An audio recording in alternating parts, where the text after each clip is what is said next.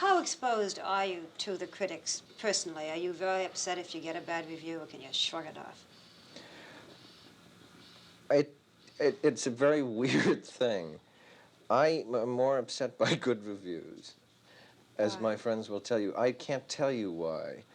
But those who know me well know by now to seek out some critical thing, because that cheers me up more than seeing one good one after another. I know it sounds nutty, but Yes. I get to feeling very unreal and very undeserving if the good ones go on for a while. And what I fasten on it. Oh, this guy didn't like it. Oh, yeah, right. I agree with him, I think, for the half hour afterwards. And it sort of keeps me alive. The New York Times critic, Stanley Kaufman, as well as many other critics in newspapers and periodicals, have credited you with the superb performance that Elizabeth Taylor turns in Who's Afraid of Virginia Woolf. Now, I know you're going to say, no, it was all Elizabeth Taylor, but how did you coax and nurture this performance out of her? Well, I think coax or nurture are not words that I would choose. A performance belongs to an actor. You cannot cause anybody, truly, you can't cause anybody to do what they can't do. What Elizabeth does is hers, and she's responsible for it. What I did, I think, is to serve it well, because, you know, you do many takes in a movie, and then you have literally thousands of decisions to make. Which moment do you use? And I think I saw it very much the way Elizabeth saw it, so that I chose to use the particular takes, the angles, the shots in which she found the thing that was most right. So we did it together. It's the way an actress and a director work. Were you ever overwhelmed by the Burtons in the beginning when you thought you were making a film with them? Did it frighten you? No. I must say I tried to be. I used to arrive on the lot, you know, because I'm very sleepy in the morning, and I would try to wake myself up, and I would say, wake up, you're directing a picture with the Burtons. And nothing would happen. But what I was eventually overwhelmed by was the job they did, their professionality. And Elizabeth has a very strange thing, which is that when you see her do something, you know, you're standing next to the camera, and you say, well, that's good. And then the next day you see it on the film, and it's 10 times better. It's like something happened. She really knows something about movies that many people don't know. Something happens to it in that developing bath. What kind of a director are you in terms of your technique? Are you a hollerer, the way Otto Preminger is supposed to be? Are you a comforter? Are you a pussycat? What? I would say neither of those. I don't holler. You know, I have maybe once or twice. You holler. There are people who like to be hollered at, as you begin to discover after a long time. And so I have hollered a couple of times. But generally, you know, and I don't mean this in any way modest, it's just true. The director is there for other people. If you're doing a play, you're serving the author. If you're doing a picture, you're serving the picture and yourself, but also the actors. The point is to help the actors. And if you can't help them, you're not doing your job. There's no point hollering at them. You're involved with so many projects this year. It seems to me every time I pick up the newspaper, I read of something else that you're about to do. Would you enumerate just what projects you are going to do? Oh, it's not that complicated. On Monday, this Monday, I'm starting rehearsal for a musical by Sheldon Harnick and Jerry Bach, who wrote Fiddler on the Roof. And it's called Come Back, Go Away, I Love You, for the moment. That's not part of the title for the moment. No, that's my comment on the title. And it's 3 separate stories, all musical, and it's going to star Barbara Harris and Larry Blyden and Alan Alda. And I look forward to that, and I'm scared, because I never did a musical. It should be. That's right, it is. You've done comedies on Broadway, but Yeah, not musicals. No, I figure, let them sing. And then I'm going to do a picture called The Graduate with Larry Terman, and that isn't cast yet. And then I'm going to do a picture called Catch-22. I also have read that you have your own production called Icarus? Yeah, Icarus Productions. It's not, what it is I would like to get together with many people that I've worked with and help each other. And it seems to me one of the things that happens in America really more than, say, England or France is that when people begin to work a lot in theater and movies, you all rush off in opposite directions and you start companies named after your children. You never see each other again. And that I think the important thing is to join up together. It's called Icarus Productions, which I'm very proud of, because Icarus, as you probably know, was the man who thought he would fly to the sun, and he made wings out of wax and feathers. And the sun, as he got too close to the sun, it melted the wings and he fell into the sea. Very symbolic, said the interviewer. Now, what does that mean? It's just a reminder to myself not to get too cocky. Which brings me right into my next question, just as if it were a song cue. And that is that you're without doubt this year's #1 celebrity. You're too sensitive not to be aware of this. How does this explosion of fame affect you? Is it marvelous, as I would think it would be? Well, yeah, it's nice. The main thing you should know about it, and you must know this from yourself, is that you don't notice anything. I mean, you're still home, you know. But you're invited to everything. Every girl wants to meet you. You're the most eligible bachelor. I'm sure there isn't a party that they don't want you to come to. Yeah, that's the best part. That's the good part. Yeah. That really is just fine, you know, and there's nothing wrong with that at all, and it's like this terrific present. As for the rest of it, you don't notice it, you're not aware of it, because I sit here at home and I see my friends and I work a lot, and that's about all I notice. Sometimes I read something in the papers. Now, what has success taken away from you? Anything? I hope not. The reason I'm hesitating is because I'm trying to decide whether it's success, whatever that is, or just getting a little older. What I'm sometimes afraid of is that you do get a little insulated. Like, I went to the movies last week, and there were 4 of us, and we had to find a place to park the car. That took about 40 minutes. And then we lined up for another 40 minutes to get into the movie. Then we get inside, and the candy machine was broken. And the girls gave a very complicated candy order. So this other guy and I went out, and we had to get this kind of bar here and an ice cream sandwich there.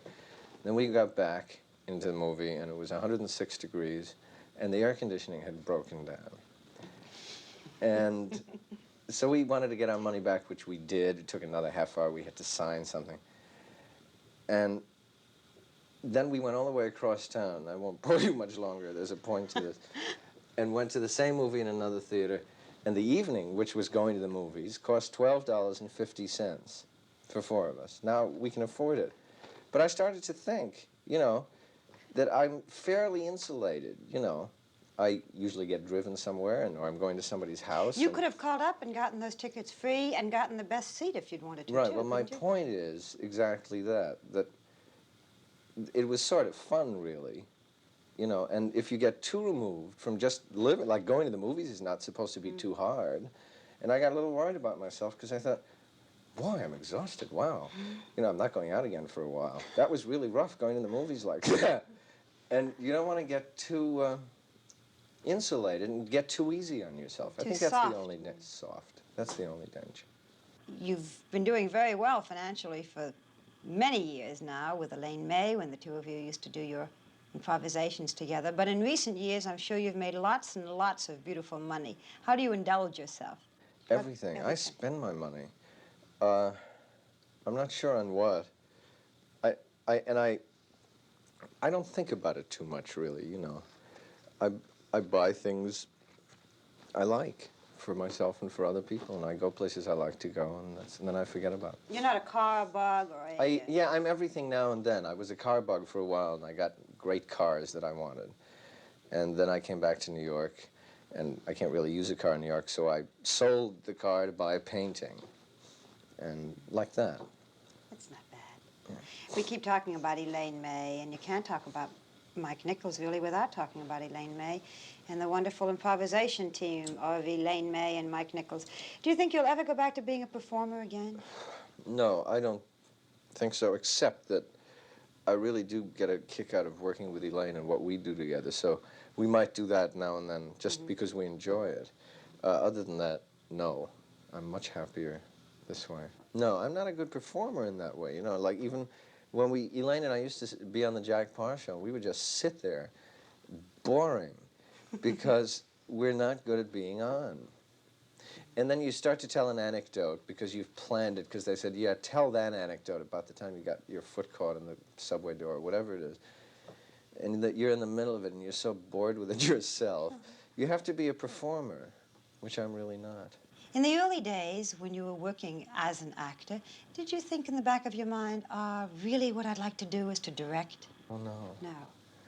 No, it worked the other way around. I fell into directing the way I fell into everything I've ever done by accident. Somebody said, you want to direct a play? I said, let's try. Then, the minute I started, I said, aha, yes, this is it. And then I realized, sort of looking back, that I had been thinking about it without naming it for years, that really what I'd done with Elaine and in this group we had in Chicago and everything that interested me about the theater was to be thinking about directing, but I didn't know it. We'll be right back with more conversation with Mike Nichols. First, this message. Tell us about your early background. Where were you born and where did you grow up? A little of this I already know, but... I was born in Berlin, Germany, and my father was Russian. My mother is German. And then we came over here because it was necessary in '39 when I was 6. And then we settled in New York. And then I went to school and I went to college in Chicago, and here I am. Can you remember anything about Germany? Yeah. You still can't even now? Yeah. I think about it sometimes because we got out, maybe 2 weeks in time, 2 weeks before it would have been too late. And that is, to put it mildly, lucky. And I think that if I'd had a life, how different it would have been. Do you remember the first job you had? You know, I was a camp counselor. I was a horseback riding instructor. I think that was my first job. I taught horseback riding. Were you good with children? No, I was good with horses. I was lousy with children. You've now, I'm sure, been interviewed innumerable times. I guess. What's your least favorite question? Oh, that's hard. I don't like terribly general questions like, who are you really?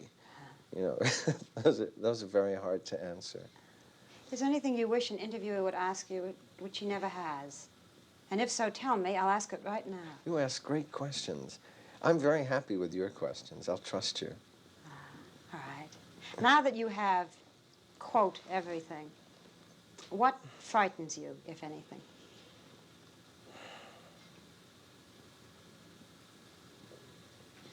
I'm sorry to think so long. What frightens me really is loss of sensation, I think, is the only thing, is not to feel. And that seems to me for everyone to be the single thing to avert and avoid. But as long as you're feeling, I mean, to be feeling lousy is also very interesting. You know, nothing wrong with that sometimes. But I think the only thing that really would worry me is to begin to withdraw, to cease to feel. I have one goal, really, which is to be a good movie director, because I love making movies, and I would love to know how to do it better and better. And I love the idea of what I feel about movies, which is that if you come into movies, you're really apprenticed to giants, because there are people who have done extraordinary things in movies, I think more practically than in any other field right now. Who are your giants? Oh, Fellini and Truffaut and David Lean and endless people. The great thing about movies is there are about 100 very, very talented people. And that interests me immensely, because that's a much greater feeling to see how far you have to go. And again, I don't mean this modestly, it's just that movies are a very big thing. That interests me more than, say, working in a field where you think, oh yeah, well, I'm as good as anybody else. What kind of movies do you like to see? All kinds. I'll see any movie, and do. Why do you have a picture of Charlie Chaplin upstairs? I like him. Not because he's an idol, but just because he's a man you like. Yeah, he's as close to an idol as I get. I don't idolize people exactly. I admire them, and I admire him a lot. If someone were writing about Mike Nichols, let's say in Russia, where you might not be known, and they had to do a little squib, the kind of thing that they do in a playbill, and someone said, give us the facts and tell us what is most pertinent about you, what would you say? This guy, very boring. This guy who directs plays and movies.